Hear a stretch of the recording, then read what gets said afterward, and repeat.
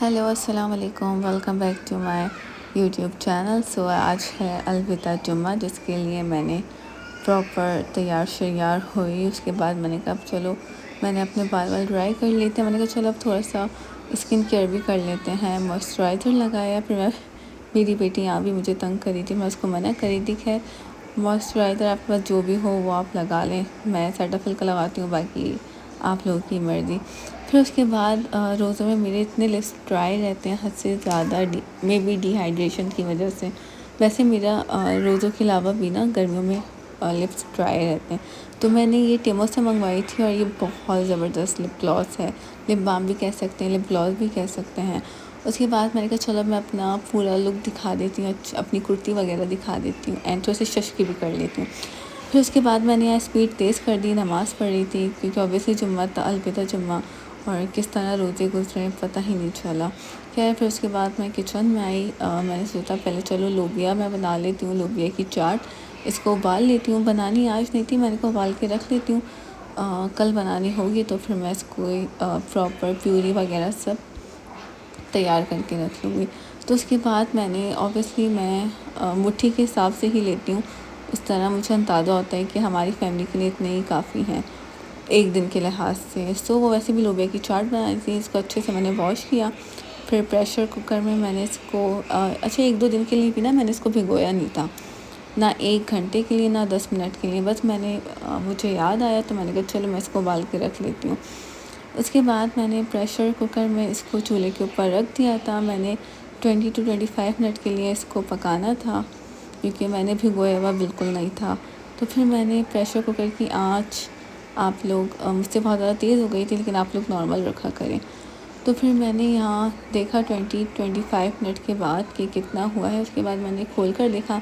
अच्छा ये ट्रिक है, जब आपको फ़ौरन से कुकर खोलना हो तो उसके बाद थोड़ा सा पानी डाल दें ताकि वो थोड़ा सा टेम्परेचर पे आ जाए और आप इजी वे में अपना प्रेशर कुकर खोल लें। अच्छा यहाँ लोबिया मेरा नहीं हुआ था। उसके बाद मैं सोचा इसको 15 to 20 मिनट दोबारा मुझे करना पड़ेगा, तो इसलिए फिर मैंने इसको दोबारा किया।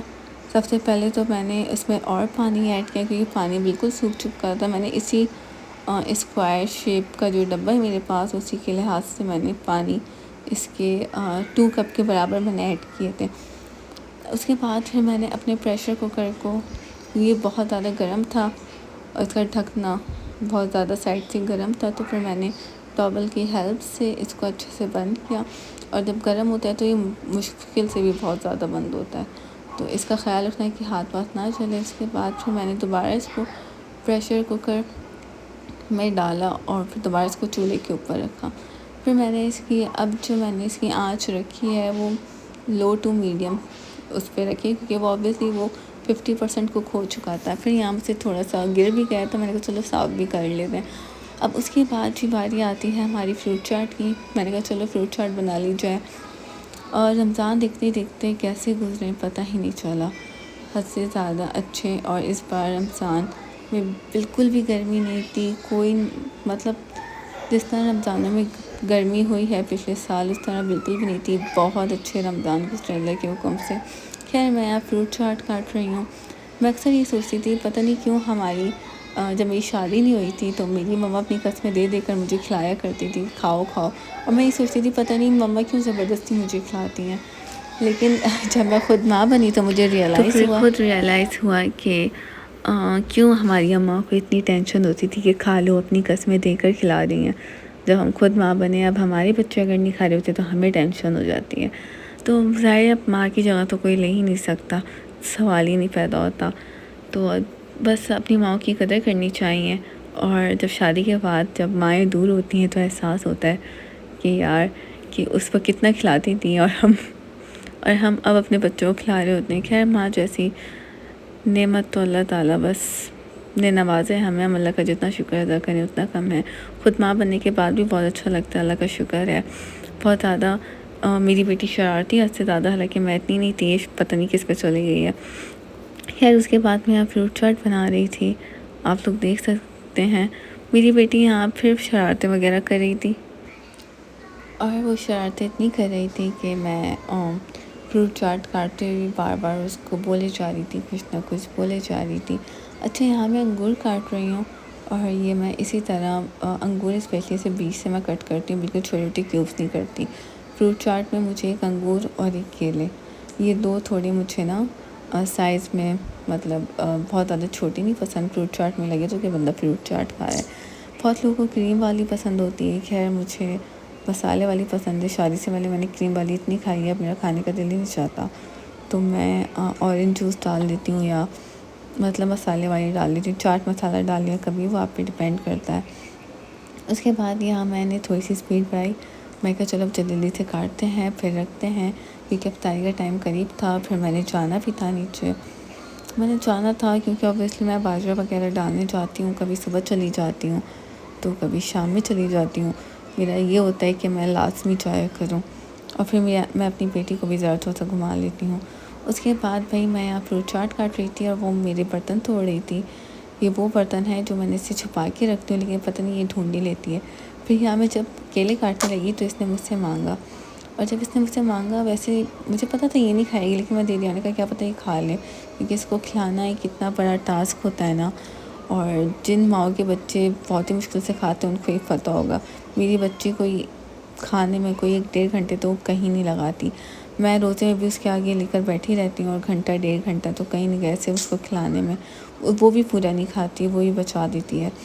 खैर उसके बाद मेरी मम्मा के हाथ से ये खा लेती है, क्योंकि वो इसका मुँह खोल के डाल देती हूँ और मैं बस इसको खिला देती हूँ, और वो इसको खिला ही देती है ज़बरदस्ती ना, तो ये उनके हाथ से खा लेती है। और बच्चे वैसे भी नानियों से बहुत मोहब्बत करते हैं। मेरा भांजा भी, वो तो मम्मा पे जान ही देता है। खैर उसके बाद क्या कहते हैं, मैं केला काट रही हूँ, मैं दिखा रही थी अभी हम केले लेकर आए थे और वो एक आधा ख़राब निकला। उसके बाद फिर मैंने क्या कहते हैं सेब लिया, सेब वगैरह काटा।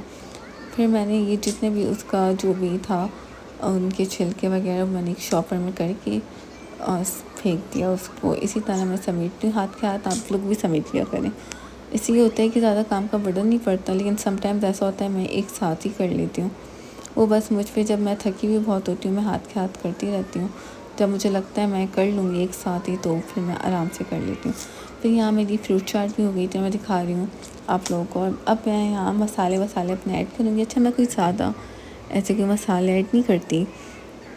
कभी ऐसा हुआ कि नमक डाल दिया, नमक तो मैं लाजमी डालती हूँ। इसके साथ, नमक के साथ आप लोग चाहें तो शुगर भी ऐड कर सकते हैं, लेकिन मैं नहीं करती। फिर मैंने आज गरम मसाला कह रही हूँ, उसके बाद मैंने काली मिर्ची ली। या मैंने ऑरेंज जूस पहले से निकाल लिया था। ये 1 किलो ऑरेंज जूस में से इतना सा जूस निकला है, लिटरली गाइस, सीरियसली। खैर उसके बाद, खैर 1 किलो में होते ही कितना है। खैर उसके बाद फिर मैंने इसको, आप लोग भी अच्छे से मिक्स कर लीजिएगा, लिटरली इसका टेस्ट इतना ज़बरदस्त होगा। और मुझे ठंडी ठंडी पसंद है, मेरे हस्बैंड को ये थोड़ी नॉर्मल रूम टेम्परेचर पे पसंद है। और मेरी बेटी ने वो एक केला भी नहीं खाया जो मैंने इसको दिया था, उसने वो भी मतलब नीचे गिराया हुआ था, फिर मैंने उठाया। खैर मैं यहाँ दिखा रही हूँ, मेरा लोबिया बहुत ज़्यादा ही पक चुका था और अब मैं इसको फ्रीज़ करके रख दूँगी। फिर मैं अपनी बेटी को नीचे लेकर गई, मैंने कहा चलो तो मैं लेकर चलती हूँ, क्योंकि हमें बाजरा भी डालना था। तो फिर ये भी खुशी खुशी फ़ौरन भागी कि चलो, इसको लग रहा था हम नानू के घर जा रहे हैं, क्योंकि मैंने इसको यही बोला था, तो ये फ़ौरन भागी। तो मैं कहती हूँ हम ऐसे नीचे जा रहे हैं, तो ये नहीं जाती।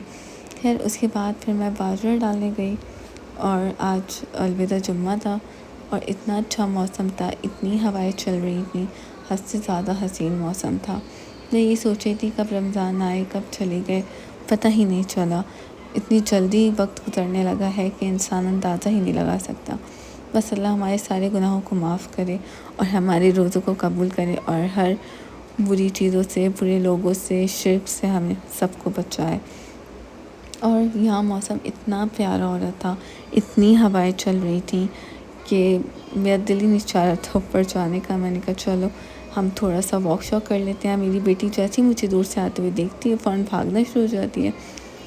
फिर उसके बाद मैंने कहा चलो बस हम चलते हैं। फिर मैं उसको लेकर गई, मतलब उसको संभालना और उसकी शरारतों को संभालना, सिर्फ ये नहीं, और मेरा भांजा भी है, वो बहुत ही, वो इससे भी ज़्यादा शरारती है, हालांकि वो इससे छोटा है, लेकिन वो मम्मा से बहुत ज़्यादा मोहब्बत करता है, हद से ज़्यादा। फिर उसके बाद हम गए थे, तो मैंने कहा चलो अब नीचे आए हैं तो बिरयानी भी ले लेते हैं और रशियन सैलेड भी ले लेते हैं। जो कि बहुत ज़्यादा मेरा रोज़े में रशियन सैलेड वगैरह खाने का दिल चाहता है। खैर उसके बाद मैंने बिरयानी को डब्बे से निकाला, क्योंकि डब्बे में मुझे ऐसा लगता है कि ज़्यादा लंबा रखा जाए तो उसमें एक अजीब सी स्मेल आ जाती है, या तो मेरा वहम है या तो मुझे ऐसा लगता है। तो जैसे ही मैं घर लाती हूँ फ़ौरन मैं निकाल लेती हूँ बिरयानी को प्लेट में।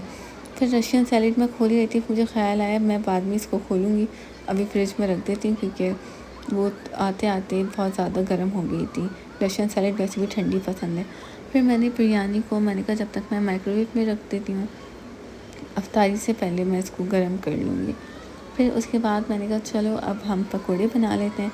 मैं पालक, फ्रोज़न पालक यूज़ करती हूँ, और वो मैं निकाल कर गई थी। मैंने जब आई तो मैंने कहा चलो अब प्याज काट ली जाए।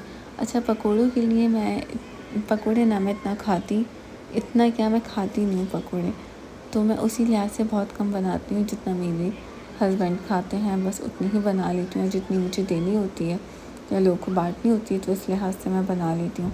अदरवाइज़ पूरे रमज़ान में मैंने एक आध ही खाया होगा पकोड़ा, बस मुझसे खाया ही नहीं चाहता। मेरी शुरू से आदत है कि मैं पकोड़े ज़्यादा नहीं खाती।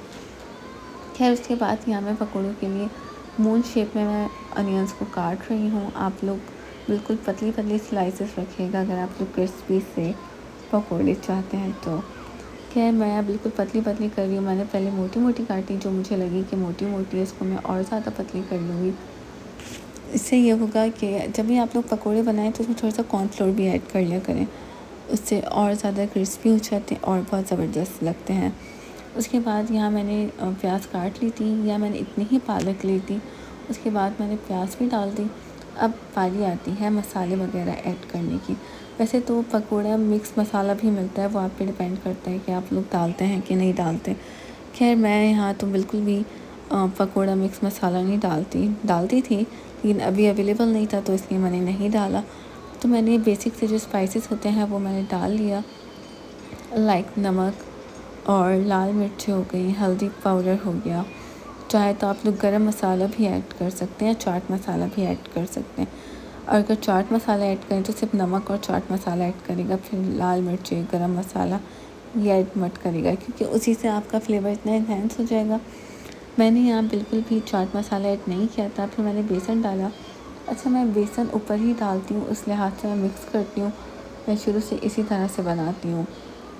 फिर उसके बाद पहले मैं मसालों को अच्छी तरह मिक्स कर लूँगी, ताकि वो कहीं ऐसा ना हो कि एक पकौड़ा बने उसमें नमक ज़्यादा हो, एक में मसाले ज़्यादा हो। तो इसलिए मैं इसको अच्छे से, मुझे लग रहा था कि पालक में इतना पानी होगा कि मिक्स हो जाएगा, लेकिन ये इतना ड्राई था कि मुझे अलग से पानी लेना ही पड़ा। खैर उसके बाद मैंने गिलास में पानी लिया, उस लिहाज से फिर मैं इसको मिक्स करती रही। आप लोग भी ना ज़्यादा थिक करेगा ना ज़्यादा थिन करेगा, नॉर्मल सी इसका पेस्ट बना के रख लेगा। और लिटरली इतना क्रिस्पी बनता है कि मैंने यहाँ कॉर्नफ्लोर नहीं डाला था, उसके बावजूद ये इतना क्रिस्पी बना था और बहुत ज़बरदस्त। और इसको इतना मिक्स करना है कि सारे मसाले मिक्स हो जाएं और अच्छे से इसका क्या कहते हैं लम्स भी ना बने। फिर खैर मैं यहाँ चेक कर रही थी कि लम्स वगैरह तो नहीं बने।